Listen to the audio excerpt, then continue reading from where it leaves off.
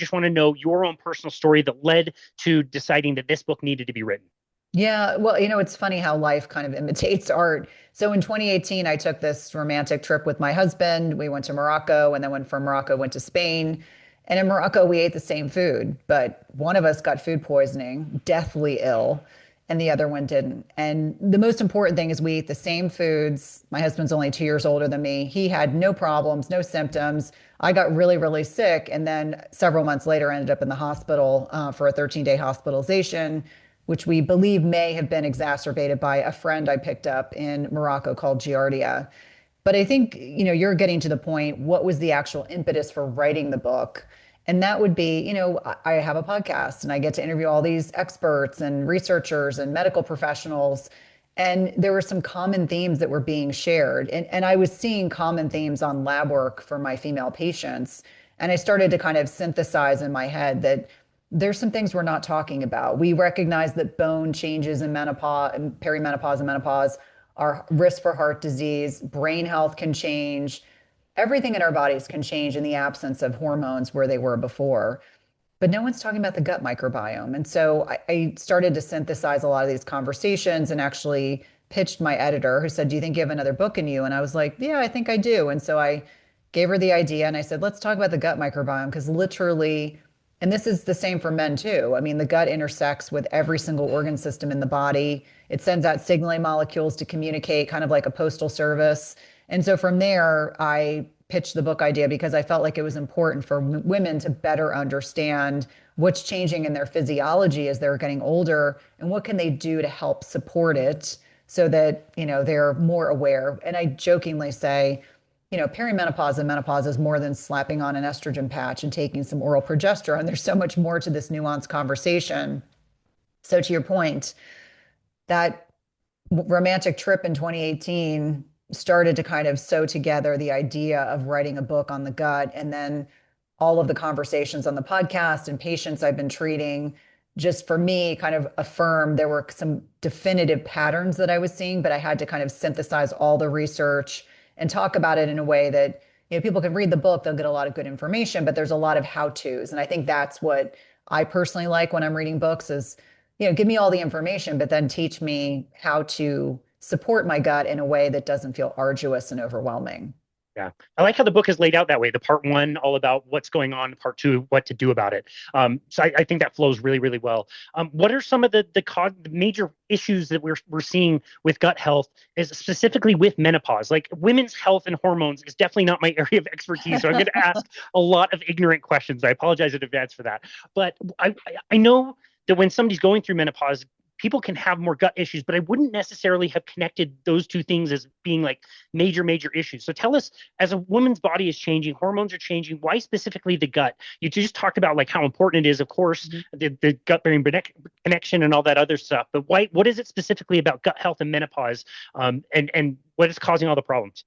Well, I would say first and foremost, Casey, I love your interest in this topic because I remind people that, when men are having conversations with me, it's because they want to better understand, maybe not where their spouse is right now, but better understand like what's to come. And so, when you're asking these questions, there are no ignorant questions. It's more clarification about how to make the information more accessible. So when I think about what's changing the gut microbiome, let's back up and let's at least define what it is. Because I think most people know what a heart and where your heart is, where your lungs are, where your brain is, I hope. I think people understand where their stomach is, plus or minus maybe their small intestine or large intestine. But when we talk about the gut microbiome, we're speaking about 40 trillion bacteria, viruses, fungi, and protozoa, that there are more of them than there are of us, human cells. And it's housed in our large intestine or colon. And what starts to change as we see a decline in progesterone first, that's what happens in perimenopause, and then ultimately estradiol, plus or minus a little bit of testosterone, we start seeing changes in keystone bacteria. Why is that important? Because these are beneficial bacteria that are part of the community of organisms that our body interfaces with. We see more inflammation. So people use the term inflammaging. It's because as we are getting older, our immune system actually ages along with us. We see a reduction in short chain fatty acids, which I'm sure we probably will touch on, but they're essentially signaling molecules in the body. We also see more opportunistic infections, more leaky gut. I think everyone in your community has probably heard of leaky gut. If you've got a leaky gut, you probably have had an autoimmune condition.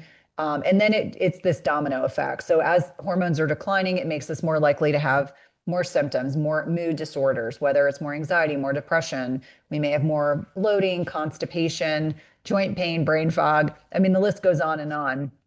But what's interesting is when we think about the microbiome, I think people, when they think about their digestive system, they're like, oh, it's just for absorbing nutrients. And I'm like, oh, it's so much more than that.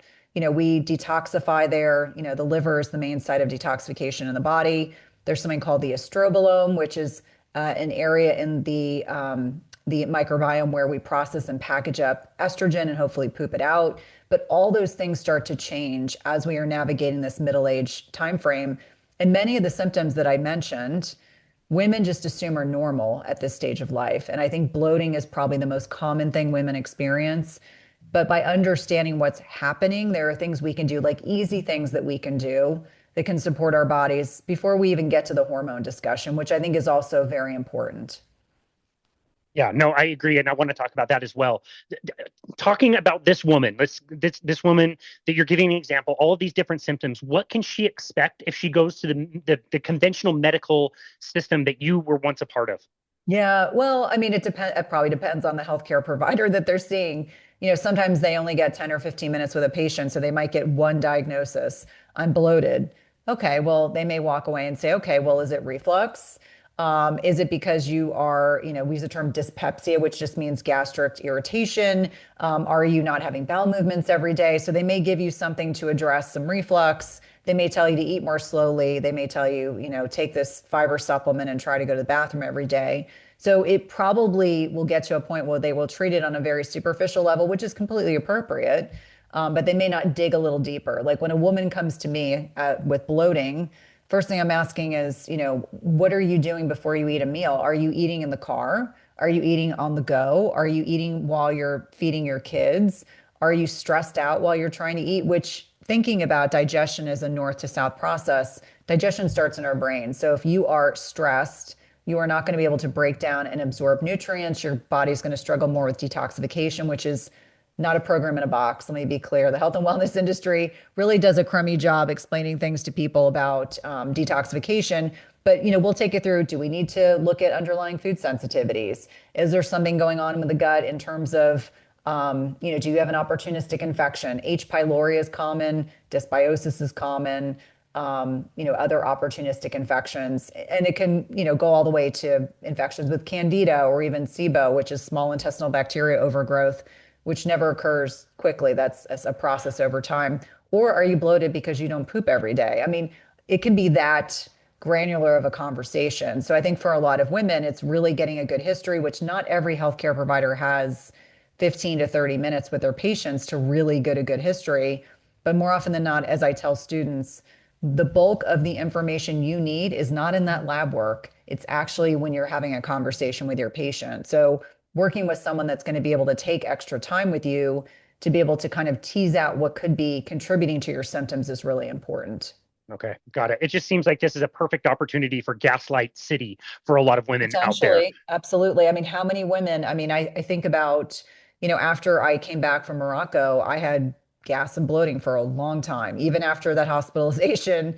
Ultimately, I got diagnosed with SIBO, but I knew I had SIBO because in the morning I looked like I had a flat stomach, and by 6 or 7 o'clock at night, it looked like I was 6 months pregnant. And that was a consistent pattern over time. So I think for a lot of women, it's finding the right provider that's going to be able to listen. It doesn't mean that every single person listening has to have a functional integrative provider. They just need someone who cares and has the time to actually tease through all those questions. And if anyone that does international travel, you better believe sometimes you come home with little friends. It's happened to me more than once.